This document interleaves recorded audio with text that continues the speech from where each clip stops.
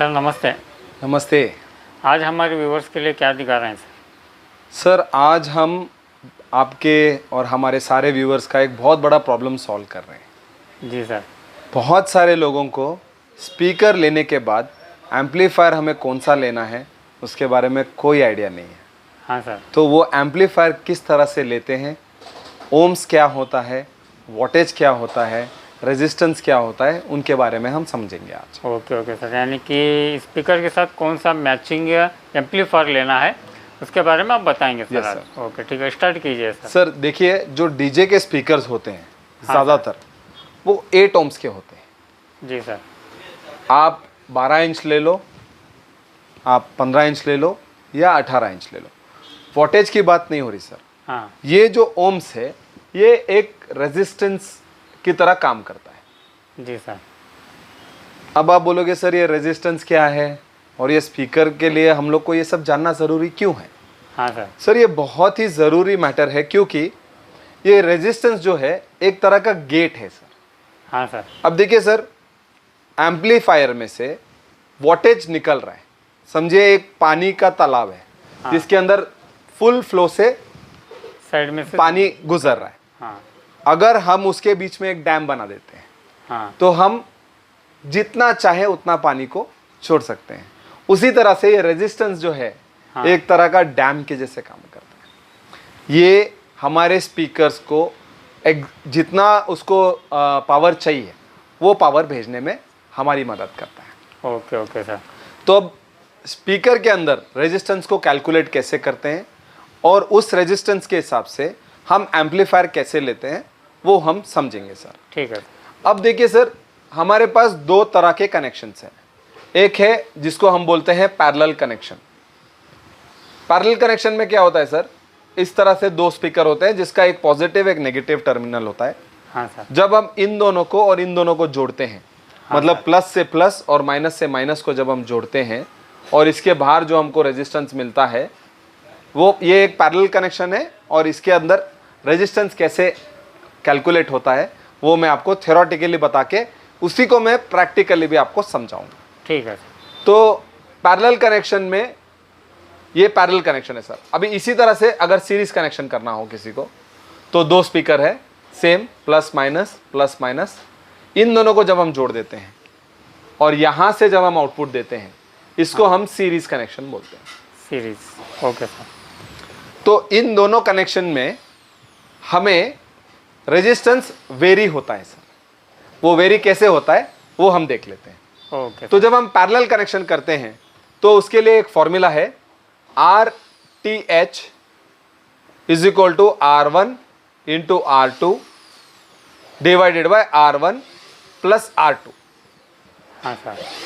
ये हो गया हमारा पैरेलल का फॉर्मूला। और उसी तरह से सीरीज का फॉर्मूला है RTH is equal to R1 plus R2। Okay. तो ये जो हमारा स्पीकर है ये एक 8 ओम्स का है सर।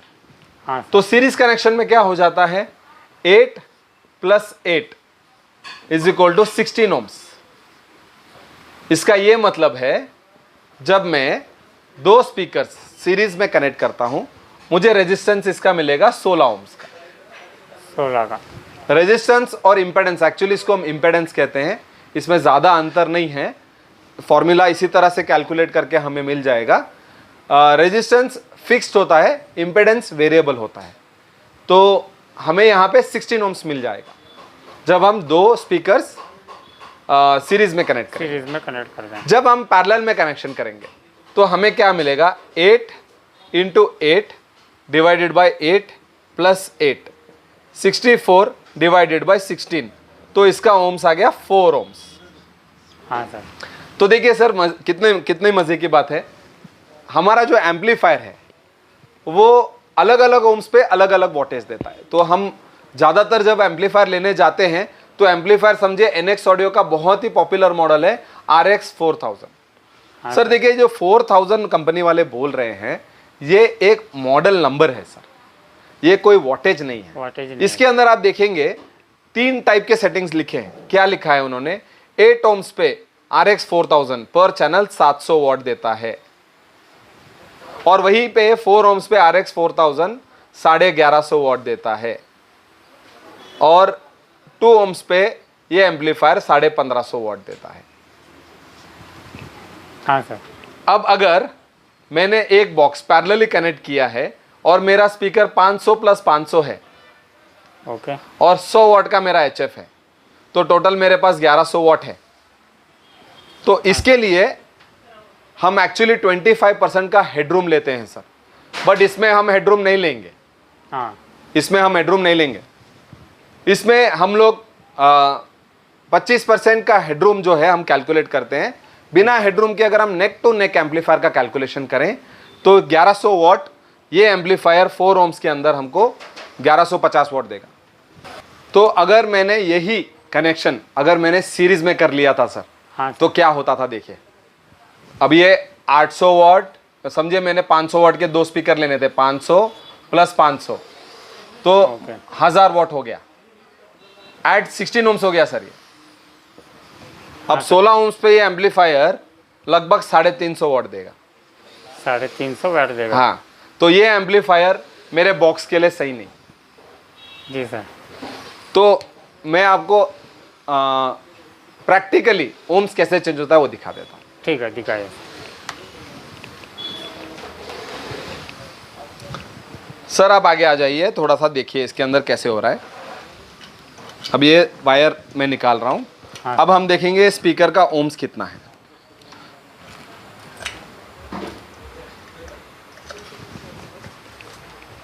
तो ये लगभग 6.5 ohms 7 ohms तक दिखा रहा है सर। हाँ सर। अब ये 7 ohms का जो स्पीकर है इसके अंदर एक इंटरनल लॉस होता है रेजिस्टेंस का, तो हम अप्रोक्सीमेटली बोल सकते हैं कि 8 ohms का ये स्पीकर है। ओके। Okay sir. अगर मैं इसे पैरेलल कनेक्शन कर रहा हूँ, पैरेलल क्या है सर अपना, रेड टू रेड और black to black sir. Okay. और अब जब मैं ओम्स चेक करता हूं, अब जब मैं ओम्स चेक करता हूं तो मुझे दिखा रहा है 4 ohms सर, 4 ohms। लगभग 4 ohms दिखा रहा है। तो पैरेलल में हमारा कैलकुलेशन हो जाता है 4 ohms। 4 ohms sir. और हमारा जब स्पीकर है 2000 प्लस 2000 4000 वैट एट 4 ohms हमें एम्पलीफायर चाहिए। ये जो स्पीकर है 2000 वॉट का है। हमें अभी इसके लिए एम्पलीफायर चाहिए होगा 4000 watts at 4 ohms। 4000 watt sir, 4 ohms 4 ohms पे।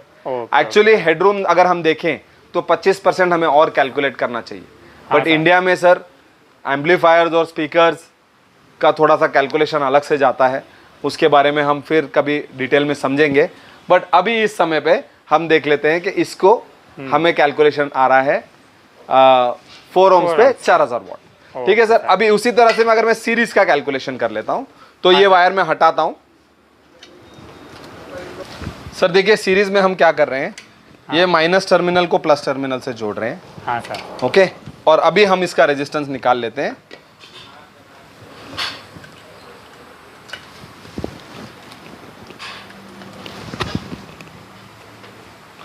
तो ये रेजिस्टेंस बढ़ गया सर। हाँ। तो जैसे ही रेजिस्टेंस बढ़ेगा हमारे एम्पलीफायर आउटपुट कम देगा। ओके। तो आप देखिए ये लगभग अभी हम इसको बोलेंगे ये 16 ohms हो गया। हाँ सर। इसमें एक इंटरनल लॉस होता है मीटर के अंदर जिसकी वजह से वो 12 ohms दिखा रहा है, वरना वो एक्चुअली अगर आप कैलकुलेट करेंगे ये 16 ohms का कैलकुलेशन आएगा। Okay sir. Yes sir. So देखिए सर मैं आपको एक एग्जांपल बताना चाह रहा हूँ। तो यहाँ पे एक एम्पलीफायर है, इन्होंने लिखा है TX 12000। हाँ सर। सो बहुत सारे दुकान वाले उनको भी नॉलेज नहीं होता तो वो क्या करते हैं सर, ये 12000 वॉट का एम्पलीफायर है बोल के कस्टमर्स को बेच लेते हैं। बट ये 12000 वॉट का एम्पलीफायर नहीं है सर। देखिए इसमें क्लियरली मेंशन्ड है 8 ohms पे ये जो 12000 का है एम्पलीफायर ये हमको 1700 वॉट देता है, और 4 ohms पे ये 3300 वॉट देता है। अगर मैं 2000 प्लस 2000 का स्पीकर लूँ तो बहुत सारे कस्टमर क्या करते हैं जाके 8000 का एक एम्पलीफायर ले आते हैं जिसके अंदर 4 ohms के अंदर सिर्फ 2400 वॉट मिलता है, और फिर बोलते हैं सर मेरे पास 8000 का एम्पलीफायर तो है बट वॉटेज सिर्फ मेरे को उतना पावरफुल साउंड नहीं मिल रहा। अगर आपको पावरफुल साउंड चाहिए तो आप कम से कम इन्हीं कंपनी का 16000 का एम्पलीफायर लेके 4000 वॉट, अगर आप 2000 वॉट के स्पीकर लगा रहे तो 4000 वॉट का ये 4 ohms पे 4000 वॉट होना चाहिए। इस तरह का आपको एम्पलीफायर लेना होगा। Okay sir. उसी तरह से मैं एक और एग्जांपल दिखा देता हूँ। हाँ सर। एक बहुत ही प्रसिद्ध कंपनी है NX ऑडियो। हाँ सर। ये देखिए सर, एक और एग्जांपल हम देख रहे हैं। ये एक बहुत ही पॉपुलर मशीन है NX ऑडियो RX 4000। मेरे पास एक एग्जांपल आया था सर, एक कस्टमर ने RX 4000 4 बेस चलाने के लिए ले लिए थे 1000 वाट के। सर ये एम्पलीफायर जो है ये बहुत ही बेहतरीन एम्पलीफायर है, बट ये मिड स्पीकर के लिए चलता है। ये RX 4000 जो है इसमें इन्होंने क्लियरली मेंशन किया है 1550 प्लस 1550 एट 2 ohms निकालता है। बट हम लोग यूजली 2 ohms पे हम एम्पलीफायर नहीं चलाते, क्योंकि एम्पलीफायर ज़्यादा हीट हो जाता है, और जितना हम ओम्स कम करेंगे एम्पलीफायर उतना ज़्यादा फ्री चार्ज इलेक्ट्रॉन्स भेजने लगेगा, मतलब फ्री करंट स्पीकर तक भेजने लगेगा। तो इस वजह से हम कभी भी 2 ohms पे कनेक्शन नहीं करते। 2 ohms कब होगा?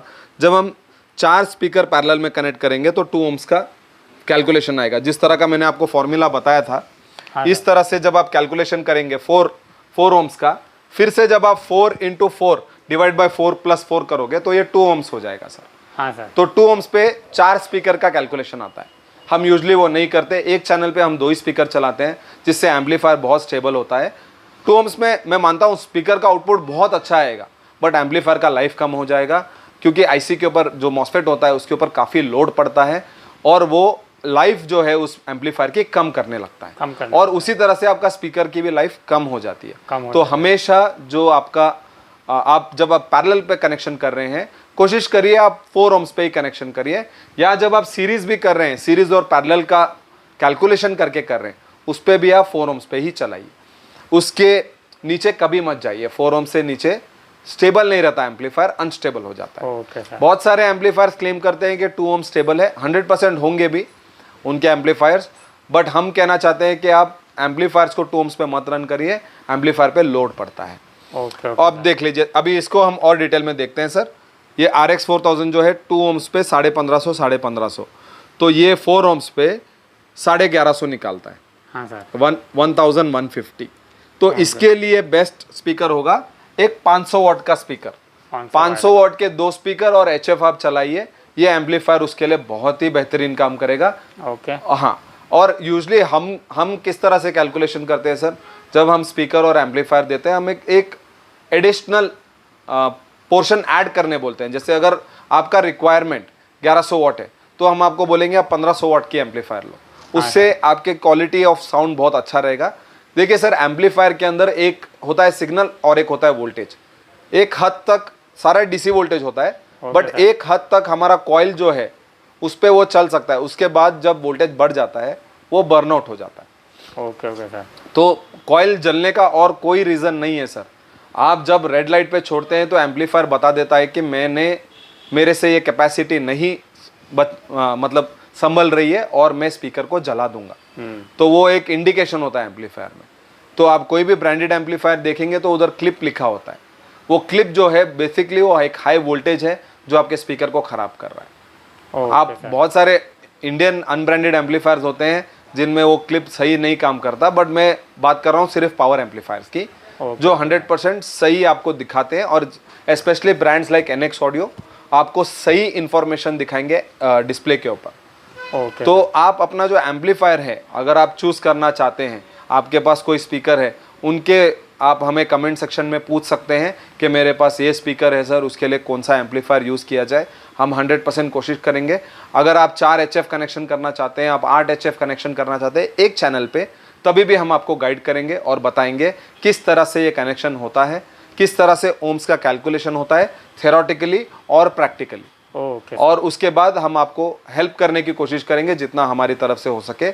और फ्यूचर वीडियोस में हम ये वीडियो, क्योंकि बहुत बड़ी होती जा रही है, हम एक और वीडियो बनाएंगे जिसमें हम 4 HF 8 HF 16 HF का हम किस तरह से वायरिंग हो सकता है। अगर आप 4 स्पीकर्स कनेक्ट करना चाह रहे हैं और 8 ohms पे रहना चाहते हैं तो उस तरह का कनेक्शन कैसे होगा, वो भी हम प्रैक्टिकली और थ्योरेटिकली दोनों बताएंगे। Okay sir. Okay, thank you you sir.